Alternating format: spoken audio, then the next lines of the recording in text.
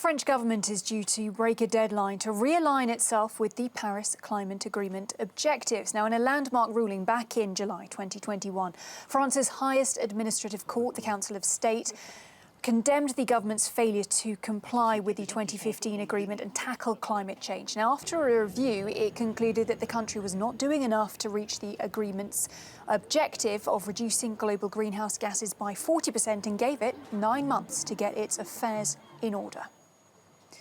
Well, for more on this, we can go over to our international correspondent, Annelise Borges, who joins us from Paris. Annelise, I think it's fair to say there's a certain irony in France not managing to get up to date, breaking that deadline to get in line with the Paris climate deal. How bad is it? Well, Helena, it's bad. To give you an idea, in 2020, the rate of greenhouse gas emissions fell by 9%, but that had very little to do with any kind of structural change made by the French government and very much to do with the COVID-19 pandemic. In fact, the International Energy Agency estimated that those emissions would suffer a rebound by about 5% last year. That, of course, as you said, in a country that vowed to cut those emissions by 40% in just 8 years' time. In 2021, the French government did pass a new wide-ranging law that created a long list of restrictions, but also incentives and quotas when it comes to housing, transportation and consumption to try and address the climate crisis. But activists and experts alike said that the law simply does not address the emergency of the situation, and much of the criticism was directed at French President Emmanuel Macron, who vowed to put France at the forefront of this fight when he was elected back in 2017.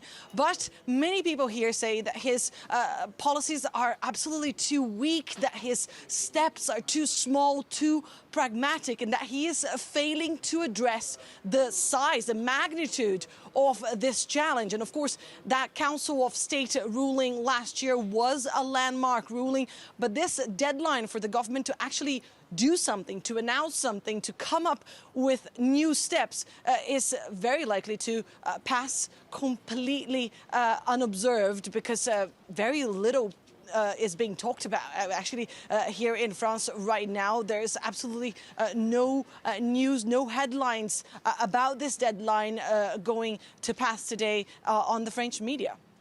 Annelise, I want to ask you about that. You know, not much is being talked about, as you say, here in the French media. But of course, at the same time, we've got election season, and climate really just hasn't been up there in one of the key talking points, has it?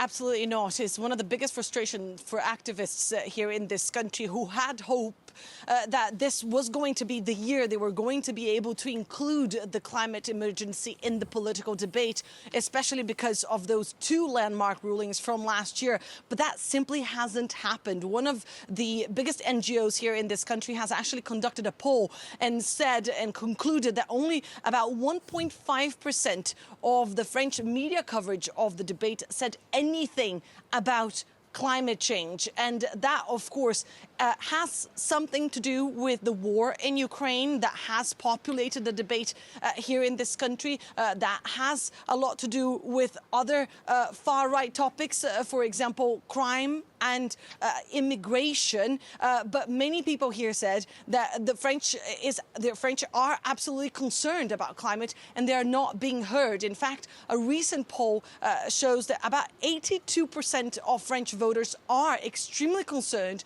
with climate change and believe that that should be a priority of the next government, whatever that next government may be. But in fact, this has absolutely not translated into any of the candidates' programs. Very little is being talked about in terms of the measures they are actually going to adopt going forward to reduce that challenge, to tackle the challenge of the climate crisis.